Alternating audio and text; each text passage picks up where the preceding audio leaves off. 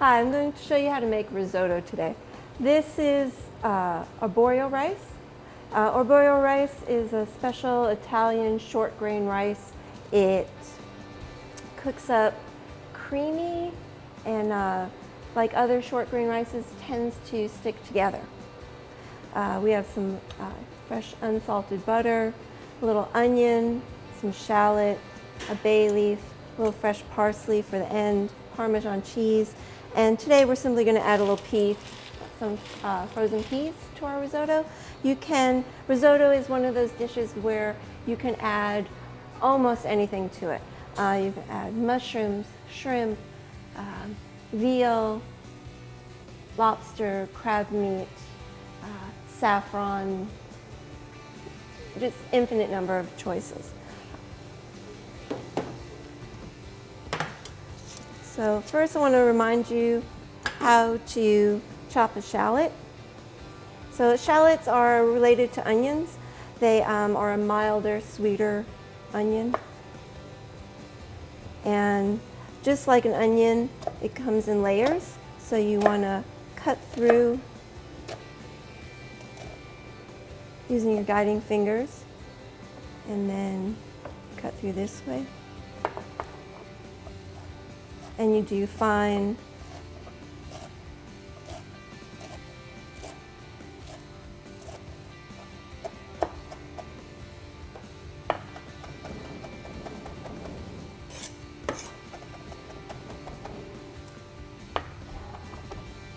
finely diced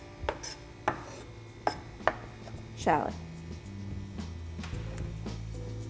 And then we need some fresh parsley to finish the risotto with, and I've already taken the leaves off the stem, and now this is Italian flat leaf parsley, so we're going to chiffonade it.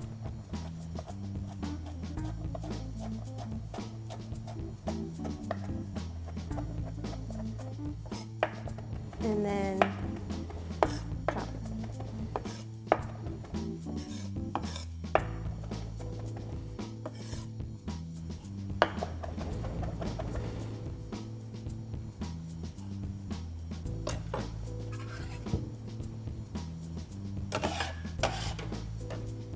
Clean my cutting board off, and we're ready to start making risotto. So first thing you want to do is get your pot hot. So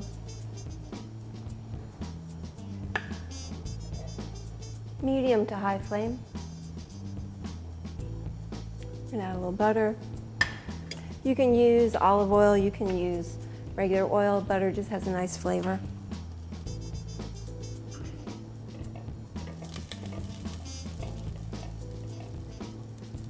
Remember, whole butter can burn very easily, so once it starts to melt, you want to turn your flame down a little bit.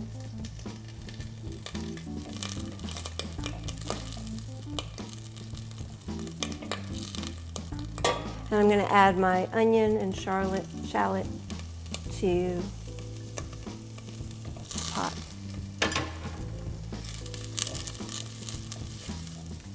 And here you really want a low flame, because we don't want any color on the onions or the shallots. We simply want to sweat them until they're nice and soft, and you lose a little of the strong onion flavor, become a little sweeter.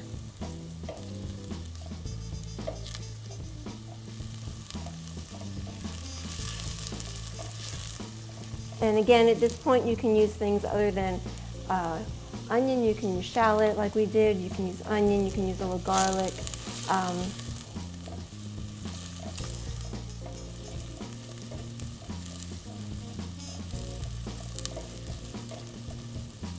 You can see the onion is starting to soften slightly, but it's not ready yet. This is a very important step. It doesn't seem that important, but really if you caramelize the onions, that's going to give your risotto a very different flavor.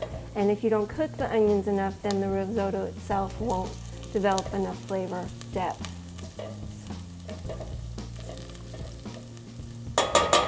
So this takes 3 to 4 minutes.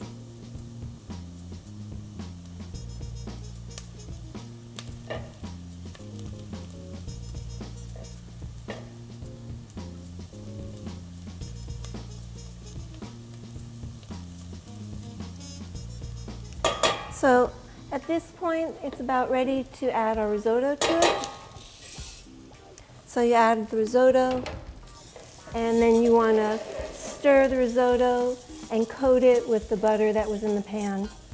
Mix it well with the onions, toast it slightly, release some of the starches in the rice, toast them a little bit. So at this point, if you wanted to, you could deglaze with a little white wine, and then we're going to start adding our warm stock. So we're going to add it a ladle at a time, which is about 1/2 cup.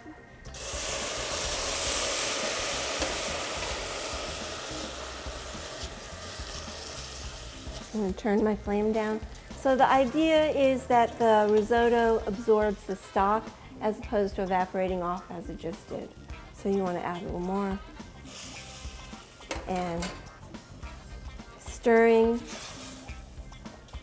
often, very often, because the stirring is what's going to create the creaminess in the risotto.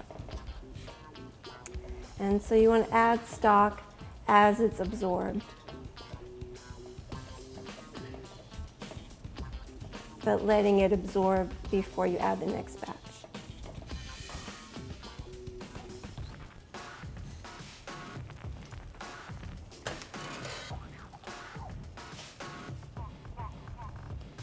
And this process takes time. If you cook it too fast on too high heat, it doesn't develop the creaminess. It becomes kind of clumpy. So very important. You stir often and keep adding the stocks in little bits. I'm going to add my bay leaf just to add a little flavor. You could add any herb. You could have added, before you added the liquid, you could have added any spices that you wanted. Saffron or is very typical in risotto, but you can certainly add many different things besides that.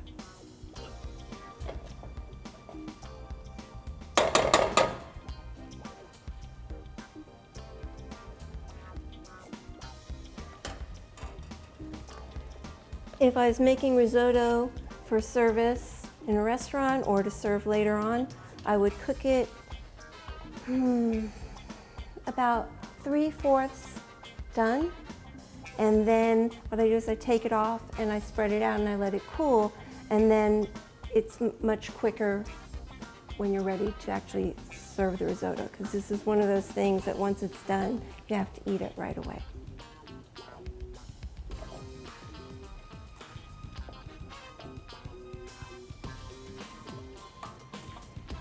I'm going to add a little pepper.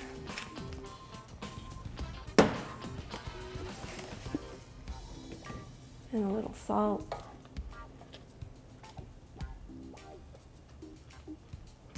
So in your recipes for risotto, it usually gives you a variation of liquid.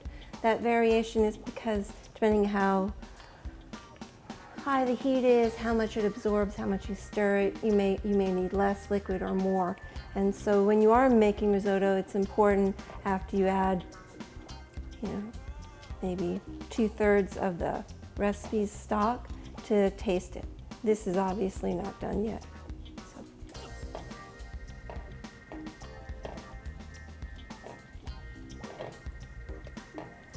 So the risotto has been cooking for a while and it's just about done, so I'm going to add the peas.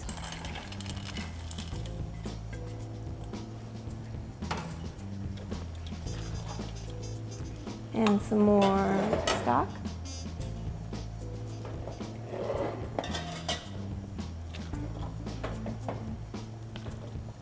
And you can see it's starting to look creamy.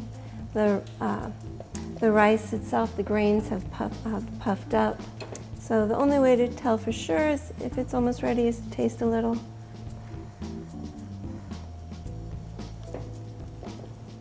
Still a little crunchy.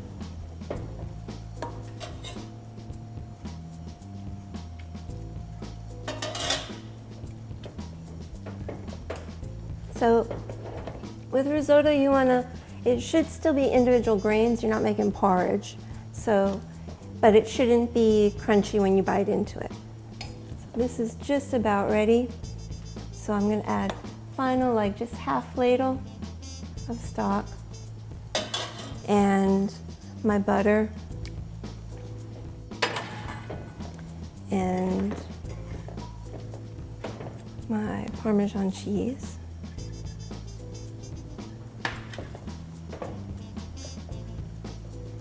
And my parsley.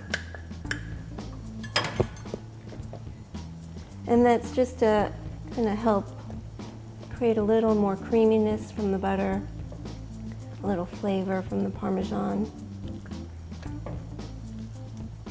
a little brightness from the parsley. And don't forget to take the bay leaf out. Don't serve that. And it's about ready to go.